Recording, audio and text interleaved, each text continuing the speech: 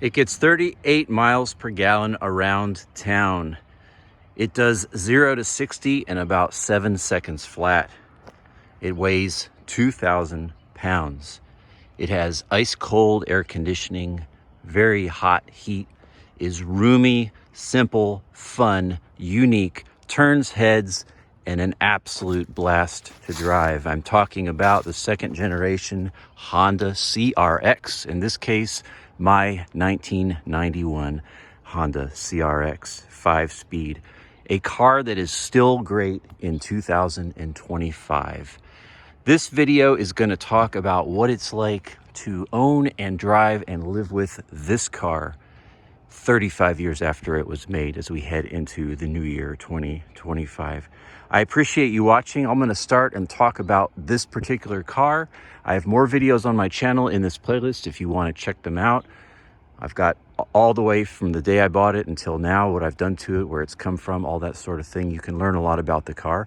I'm going to talk about what this car, in what ways it is wonderful. I'm going to do a short test drive, and I'm also going to talk about some negatives of owning a 35-year-old car in the year 2025, which I'm shooting this just before then. So this is my car. It's a 1991 Honda CRX. It is a SI 5-speed. It is a right-hand drive JDM car. However, most of what I am saying here today will apply to the US spec cars. I just happen to have a JDM car. So there are some differences. You can learn about that other places, but for the most part, everything I'm saying does apply. So let's talk about this car. I have some very quick talking points that I just want to point out. What is it like? Why is this still great in 2025? I'm going to talk about performance, efficiency, reliability, room/visibility, the use of the space, the simplicity, and how it's just cool. So we start with performance. And one of the most wonderful things about this car, and really any older sporty car, is it's going to have an analog feel. Now that is helped by the fact that it only weighs 2,000 pounds. But as with any older car, or I should say most older cars, you're going to have hydraulic steering, hydraulic brakes. You're going to have throttle by cable, which means when you push the accelerator pedal, you are actually controlling a mechanical mechanism, being redundant there, that gives you throttle. The feel is more linear, ... etc., etc., etc. But because of that, and all those things I mentioned, plus the lack of airbags, the lack of the safety suites, the lack of just all those things that the regulations that new cars have to have, driving a CRX in 2025, there's an amazing connected feel. 0 to 60 in about 7 seconds. Again, for this car, this does have the Integra LS motor stock, so that's 135 horsepower on this particular car. I'll pop the hood and show it to you. So it's a little quicker than the US spec cars. They were 0 to 60. This particular car, maybe in like I want to say it was like 8.2 seconds. But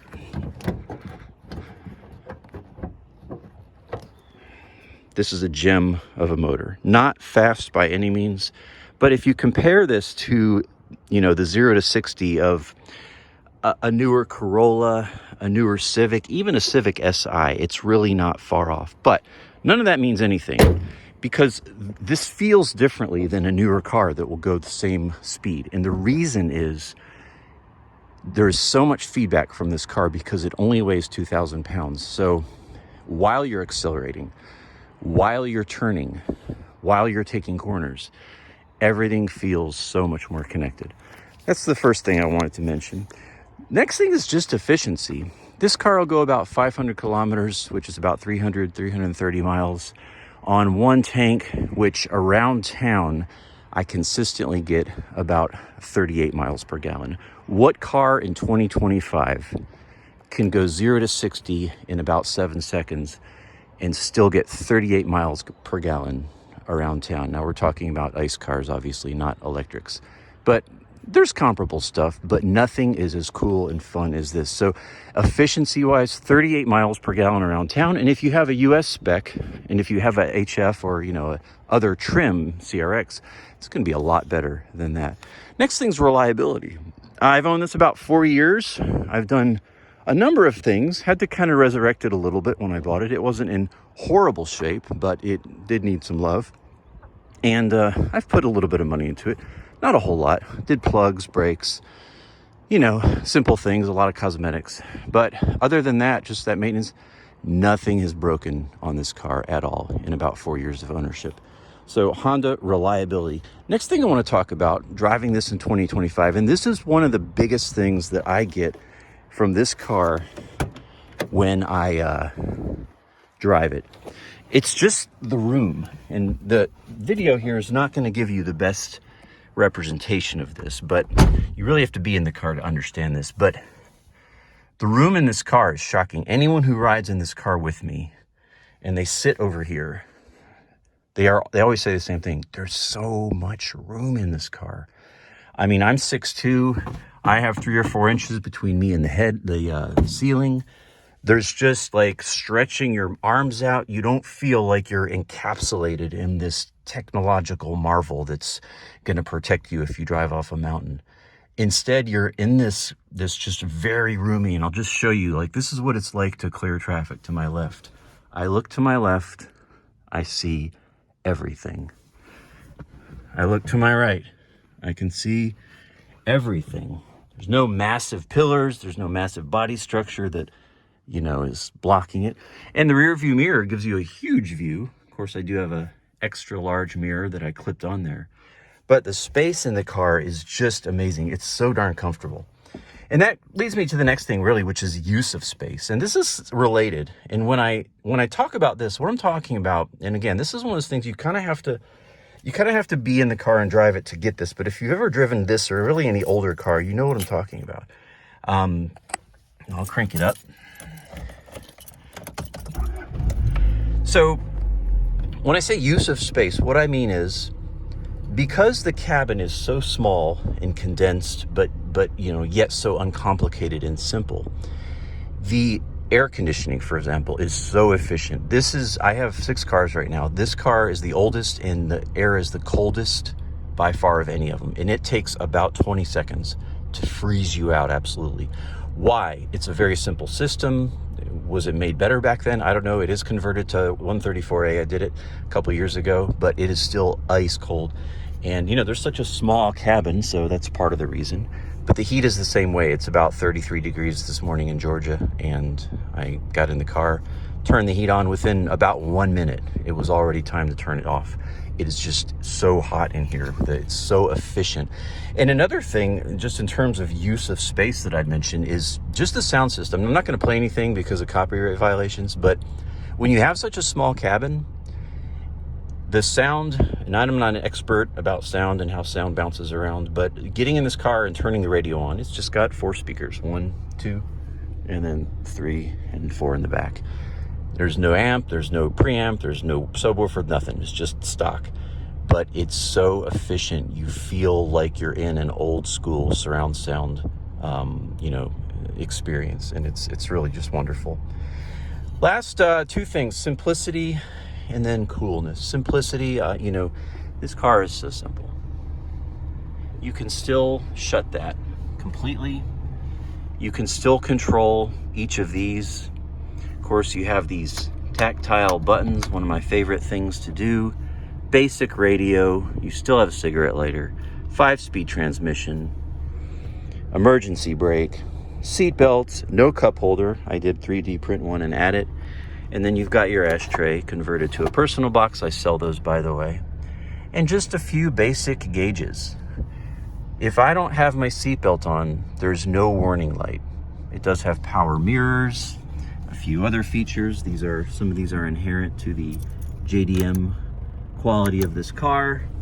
But really, it's just so simple, and you feel that driving around. There's not buzzers going off. There's really nothing to worry about. You can see everything. And then my last point, and we'll put the seatbelt on and we'll take a short drive, is that the car's just freaking cool. Again, that's something you can't really quantify. It's a subjective thing, but owning this going into 2025, I drive this probably 3 days a week. I've had it up almost 4 years now, I think. And it turns heads. I mean, any old car is going to turn heads. I've had a bunch of old cool cars. I think this one probably is one of the ones that turns heads more than others. I didn't mention this earlier, but the instant torque of this motor is just fantastic. Just pulls and pulls and pulls. And really, this ZC motor doesn't really start pulling till about 4,500 RPM. That's when you really start feeling it.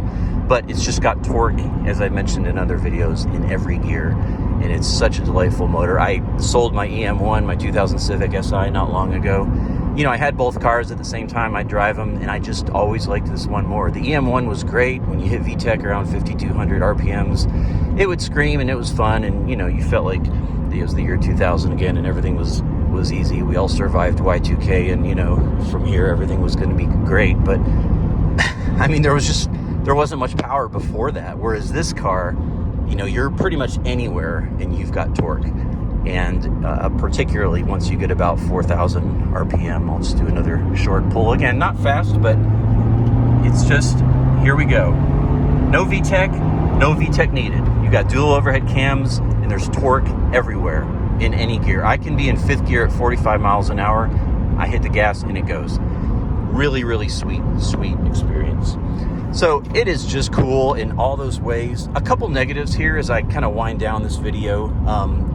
First of all, let me just say this, and this is just really any old car, but you're always going to have an asterisk on your ownership experience. Now, I'm just back to what I said earlier. It is so hot in here. I just have it on 1, and it's 33 degrees here in Georgia, and it's hot in this car. I've got to turn the climate control off. Other cool feature, if you have an old Honda, you know what this is. Outside ventilation air. The asterisk is that when you have an older car, you can fix everything. You can do upgrades, you can do mods, you can have all your spare parts on the shelf. I've got all that stuff. But you've got that asterisk of it's an old car, and there are just going to be things that aren't perfect. There's just things that aren't perfect. The bumper might be misaligned, and finding those old clips, you know, to make it just perfect, it's not going to happen. You know, there's going to be little ticks here and there about things, but I'll just leave it at that. If you have an old car, you know what I'm talking about. It's just kind of part of the charm of owning it. You know, another negative of having this car is it is old. It is 35 years old. So, you know, there are parts that are easy to get, and then there's parts that are hard to get. And when repairs are needed, if and when they are needed, haven't had anything yet in 4 years, significant. But JDM, so the turn signal's on the right. You saw me pausing there just to think, make sure I get it, because sometimes I accidentally hit the wipers. And, but yeah, so, you know, sometimes there could be some parts that keep your car down for weeks or even longer looking for the part. Another negative is that you get bullied. I've just noticed this driving this and my Honda Insight, my first gen Honda Insight. Another tiny car, you know, it's just normal. You got to drive defensively, because if you're in any kind of traffic and you're surrounded by massive, you know, big trucks and SUVs, people don't see you, or they see you, but I think subliminally they don't even care that you're there because you're so small. I noticed this when I started driving little cars. It's just the way it is. You just have to drive defensively, and I'll just leave it at that. It is a negative of driving this car. You do get bullied, and you just have to kind of suck it up and be careful. Otherwise, people they pull in front of me all the time, and they don't care. There you are. You're little. You won't hurt them. They just do it. Another negative is, you know, the small back seat. You know, this car has a back seat. It is JDM. Pull over here and I'll show you. It's not the biggest. I have put humans in it before. There's a massive trunk back there, by the way, hatch. And these fold down, and I can fit a lot more cargo in there. But if you have a US spec one, you have no back seat. So that's a negative of owning a CRX. And, you know, most of the people watching this that have one, you have a US and it doesn't have back seats. So you can only carry one other person. That is a negative. But hey, let's be honest. At my stage in life, how often do I have someone in the back seat? Almost never. So really not an issue, especially if it's a second/fun car. Finally, there's less safety and there's less amenities. In terms of safety, there's no airbags. I get hit, I'm probably dead. You know, I have this funny sticker here that I put. You know, I take off my seatbelt. The car doesn't care. There's no warning light. There's no beep. you know, there's no voice that says, driver, fasten your seatbelt. We want to keep you alive. We love you. Nothing like that. You know, you crash, you're dead. Probably, I'm so low to the ground. It is decent crash ratings from 1991, but let's face it, you know, if I drive into that truck or that truck drives into me or one of these SUVs hits me going fast, it's probably going to be over. So that's a negative if that's something that you really care about. You know, I'm not saying you don't care about living, but just if you want to feel safe all the time, this may not be the car for you. And then amenities, there's less amenities. I don't have a heated steering wheel. I don't have heated seats. You know, the car doesn't talk. There's no navigation system. You know, you don't get all that stuff. Hey, you know what? If you can live with all that, this is one freaking cool car to own. Again, I've owned this 4 years. If you look at my channel, I've bought and sold a whole bunch of interesting cars. This is one that I've kept and probably am going to hang on to for a while, just because it is so fun. So that's what it's like driving a CRX in 2025. Thanks for watching. Peace. God bless you.